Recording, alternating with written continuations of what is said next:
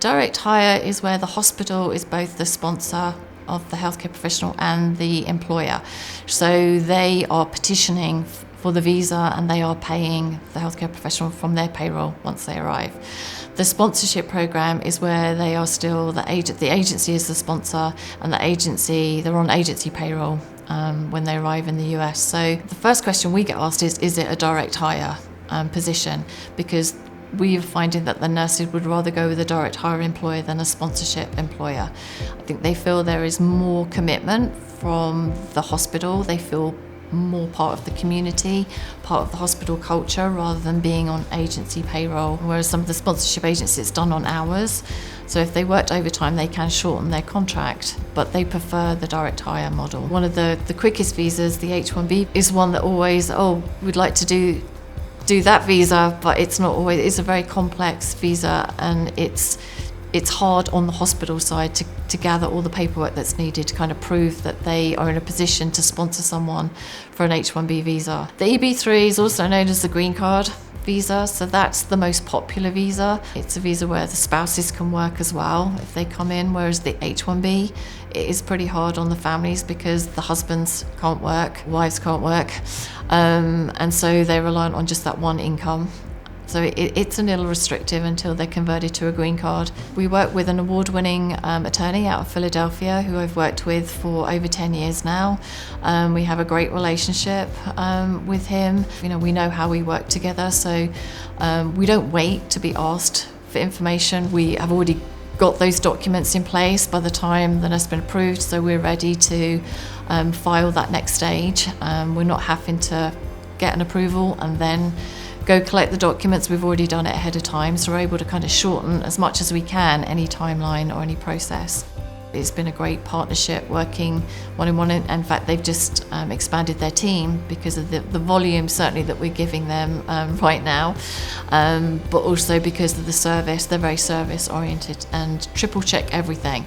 We've worked with some other attorneys where it hasn't been that way, and that reflects on us as a company too, because if you're getting a lot of requests for further evidence, or if you have any denials, which I'm very proud to say we don't have any denials for our EB3 category in 10 years, which is amazing. When we have our calls with the clients, the first thing we ask is, have they done international before? Because it gives us kind of a starting point. Some of them may have done it in a previous role, or if not, then we'll take them through that whole process, explain which visas are available to their certain situations. Some may be able to do certain visas and others, may not, and so there's always a route we can go, but it's kind of exploring for them what's going to be best for them, what visa route to take, and then we walk them through the whole process, the recruitment process.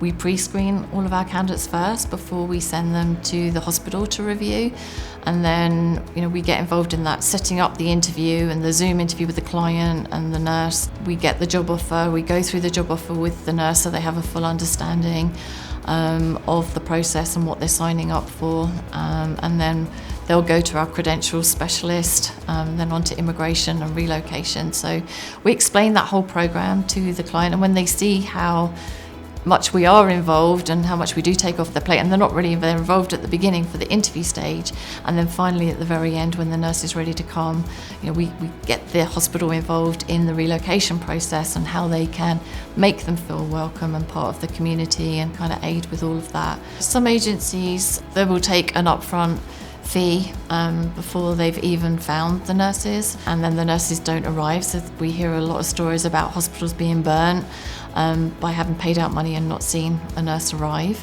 At TRS we've not had that happen at all.